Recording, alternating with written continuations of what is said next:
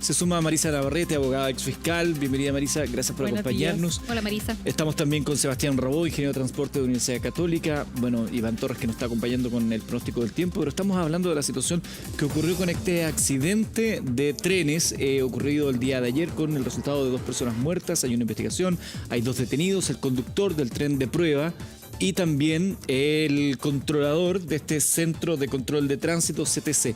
Antes de ir a los detalles técnicos que estábamos conversando ya con Sebastián, Marisa, cuéntanos un poco de la figura legal que enfrentan las 2 personas que están detenidas.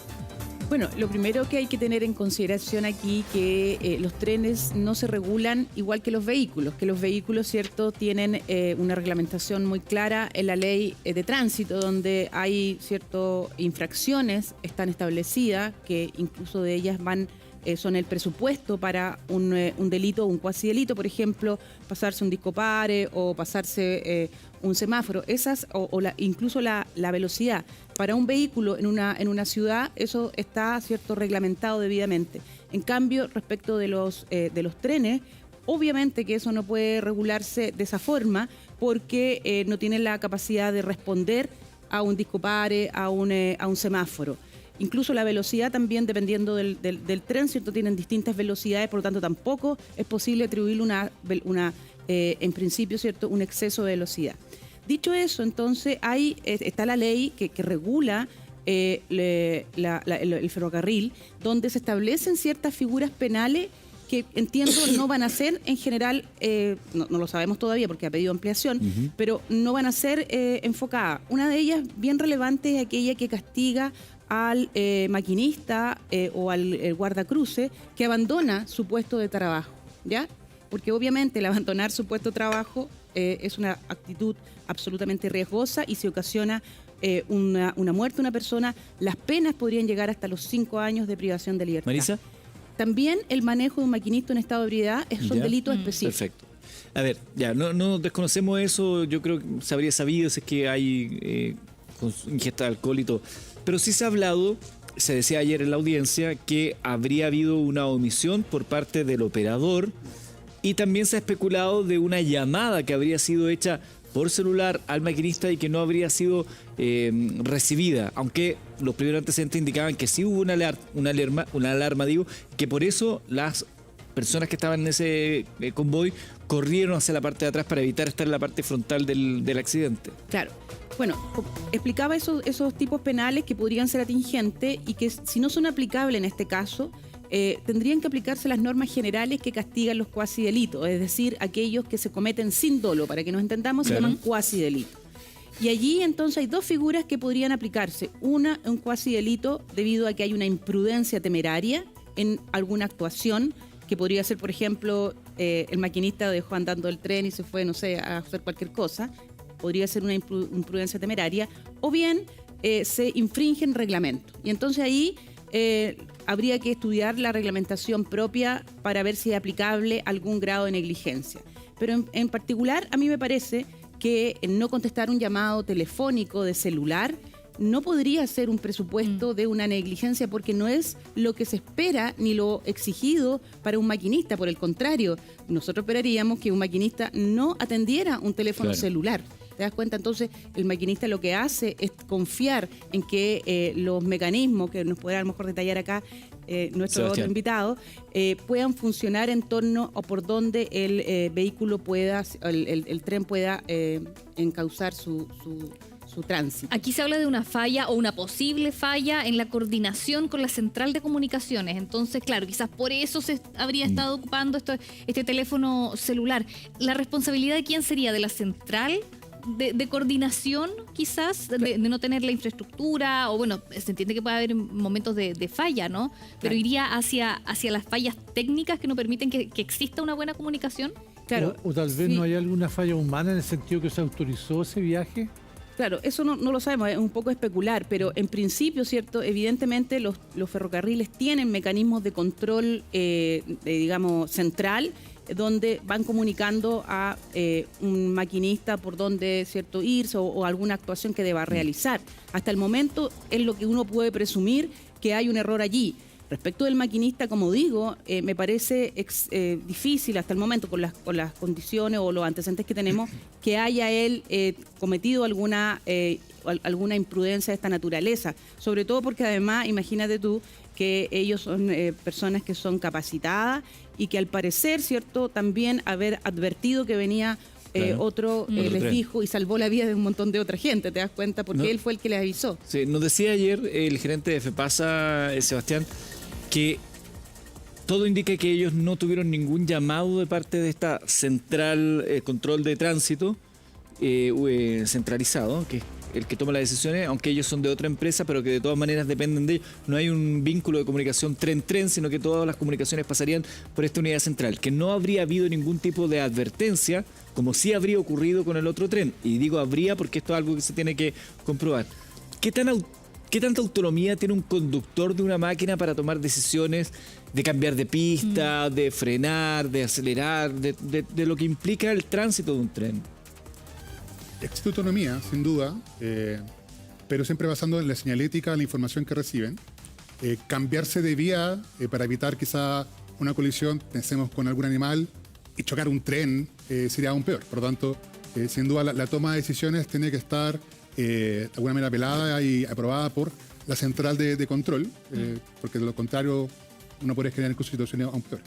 Ahora, otro punto que me parece interesante, Sebastián, es respecto a este GPS. Se ha hablado mucho del GPS, de una posible falla, y ayer con Eduardo nos preguntábamos qué tan precisos son estos GPS, si finalmente una vía es muy pequeña, ¿es tan preciso que tú puedes ver qué ferrocarril, en qué vía va, para ayudarnos a entender un poco cómo funciona esto? El GPS, para identificar si es que abre una vía o la otra, que está a algunos metros al lado, no es tan preciso, sin duda, pero hay también una serie de otros mecanismos de tecnología y control para saber que está circulando sobre esa vía y no la otra, a partir de señalética o otro tipo de sensores. Ahora, uno podría pensar que en este tren nuevo que estaban probando, puesta a prueba, decía, por eso había ciudadanos chinos también que son los proveedores de estas maquinarias, o sea, lo estaban probando, lo estaban certificando para que estuviera en condiciones que pudiera ser utilizado. Por lo tanto, no es lo que se aplica para el común de los trenes que circulan, que hasta ahora no habían presentado ningún tipo de falla. Esto es una cuestión que, para mirar hacia atrás, te había que viajar hasta los años 80 para encontrar algún tipo de tragedia ferroviaria. Así es. Independiente del tren, el operador, la tecnología, el control centralizado, la señalética, los sensores, son siempre los mismos. A fin de cuentas, todos los trenes circulan sobre las mismas vías y son controlados por la misma central. En particular, sin duda no tengo antecedentes, será materia de investigación. Sabes si es que este tren en particular, por el motivo que sea, quizás presentó alguna falla tecnológica, algún problema de comunicación, o cuál fue el motivo del accidente. ¿Qué te dice tu olfato? Siguiendo las indicaciones de FEPASA, el tren de FEPASA al parecer está circulando por la vía que le corresponde en el momento que le corresponde. ¿Qué es lo que llevó a que el tren de F haya compartido la vía en ese instante? Habrá que investigarlo. Un tema súper importante y quizás nos lleva a la situación de por qué el control de comunicación se redujo a un llamado telefónico, que sin duda no es la norma, no es lo que debiera ocurrir. Habrá que ver a qué se debe. Algo que enfrenta FE a nivel diario es vandalización de señalética, de barrera, robo de cables, catenaria. Por lo tanto, podría eventualmente ¿Qué son las catenarias? Que la tecnología de control no haya estado con el mecanismo correspondiente. ¿Qué son las catenarias? Los cables superiores. Cables superiores son catenarias. Sebastián, ¿y tú conoces el protocolo de comunicación? O sea, ¿cuáles son? Si es que hay un solo mecanismo de comunicación o hay plan B cuando no funciona el mecanismo principal.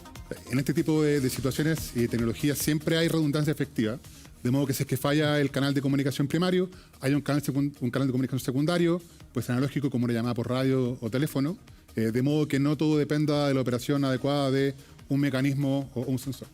Marisa, una pregunta. ¿Aquí a qué penas se exponen las personas que mañana serían formalizadas? Yo sé que todavía no está la formalización, pero un poco adelantándonos a lo que podría pasar. Claro. Bueno, dependiendo por eso distinguir al inicio, ¿cierto? Hay unos delitos especiales que uno podría entender, no estamos diciendo que esto pasó, pero si el maquinista, por ejemplo, desatendió su lugar de trabajo, razón por la cual no pudo escuchar ninguna de las alertas, evidentemente podría configurarse esta norma que está en la Ley Especial de Ferrocarriles, que tiene una pena que va hasta los 5 años.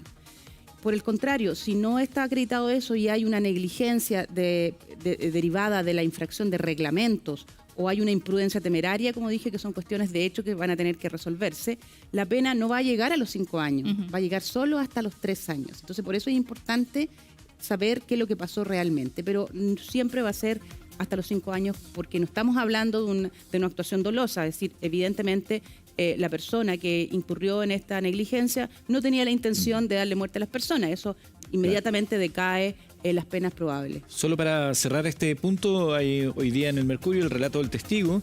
En el control de detención se leyó el único testimonio disponible y uno de los tripulantes del tren de pasajeros. El testigo apuntó a que la actividad de prueba se encontraba controlada por el puesto de comando centralizado que hablábamos recién, que es donde está el control de todas las vías de F, y que cuando comenzaron las pruebas lo hicieron en la vía número 1, pero que después se cambiaron. Llegamos a la altura de la comuna de Buin, cuando a eso de las 23:30 horas aproximadamente, vía radial, el puesto de control centralizado dispuso al maquinista que debíamos hacer un cambio de vía a la número 2, pista en la cual hicimos una prueba completa. Cuando pasamos a hacer la segunda prueba en la vía 2, íbamos a una velocidad aproximada de 120 km por hora, y a eso de las medianoche, o pasada la medianoche, observamos que aparecen las luces del tren, e indicó: este tren viene por nuestra vía. Y agregó: seguimos en la cabina, el maquinista mantuvo la velocidad y así nos mantuvimos por unos segundos. Cuando justo en ese momento el maquinista dice: arranquen. Así que rápidamente les dije a las personas que estaban en el salón que nos trasladáramos lo más atrás posible del vagón. No me di cuenta si el maquinista accionó el freno de emergencia, pero imagino que lo hizo porque es el protocolo que hay que hacer antes de abandonar la cabina. Ese actuar, detalló más temprano el fiscal de Flagrancia Occidente, Pedro Aravena, es la causa por la que las 9 personas del tren de pasajeros pudieron salvar la vida. O sea, de alguna manera le resta responsabilidad al maquinista de este automotor que se estaba probando y que es una de las 2 personas detenidas.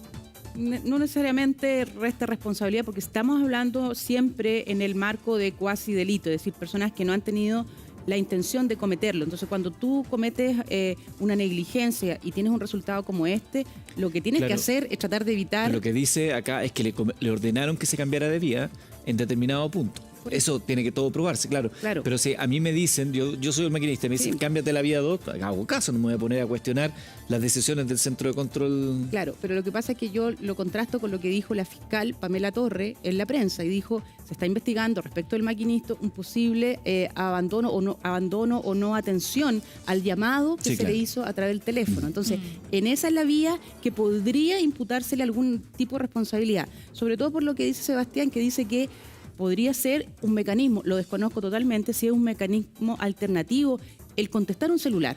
En principio a mí me parece que no, ¿cierto? Si uno porque puedes perder la señal, o sea, se supone que tiene que ser un mecanismo redundante, no el oficial. Así es. No, pero como secundario incluso. O sea, si yo tengo 2 mecanismos y abandono cualquiera de ellos, aunque sea secundario, hay una negligencia si es que eso estaba de alguna manera reglamentado, que debo atender un celular. Lo que no pasa, por ejemplo, en un vehículo o en un vehículo de locomoción colectiva, ¿cierto? En un bus, por ejemplo, no pueden atender el celular porque hay una ley que te prohíbe atender un celular. Marisa Navarrete, ex fiscal, abogada, muchas gracias por estar con nosotros. Lo mismo Sebastián Robó, ingeniero en transporte de la Universidad Católica, por ayudarnos a entender, ampliar esta conversación de esta tragedia que ocurrió ayer y que está en plena investigación, tanto penal como también por las empresas de ferrocarriles del Estado. Y también el Congreso, que le ha pedido al ministro de Transporte que vaya a dar los antecedentes. Son las 10.